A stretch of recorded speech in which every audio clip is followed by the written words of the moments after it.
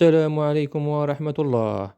أعلنت الرابطة الوطنية لكرة القدم عن رزنامة الجولة ال19 من الدوري الجزائري المحترف، وجاءت اللقاءات على النحو التالي: بلية البيض الذي استعاد ثقته في الجولات الأخيرة يواجه جمعية شلف بملعب زكريا مجوب، وذلك يوم الجمعة 13 فبراير 2026 بداية من الساعة 3.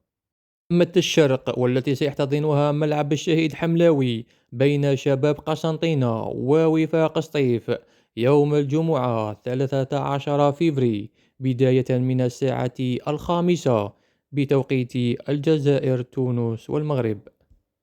تقبل أرويسات المتعثر في الجولة السابقة يريد تصحيح المسار عندما يواجه نادي ترجي مستغانم بملعب 18 فبراير بورقلة يوم السبت 14 فبراير 2026 بداية من الساعة 3 زوالا.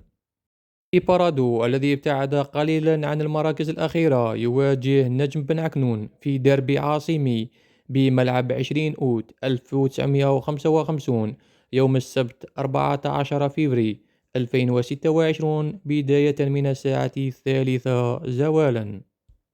كما تم تأجيل 4 مباريات بسبب مشاركة الأندية الجزائرية في دوري أبطال إفريقيا وكأس الكونفدرالية الإفريقية. تعلق الأمر بمقابلة شبيبة الثورة وشباب بلوزداد، اتحاد خنشلة اتحاد العاصمة، بلدية الجزائر أولمبيك أقبو. مباراة شبيبة القبائل ضد مولودية وهران إلى أجل قريب.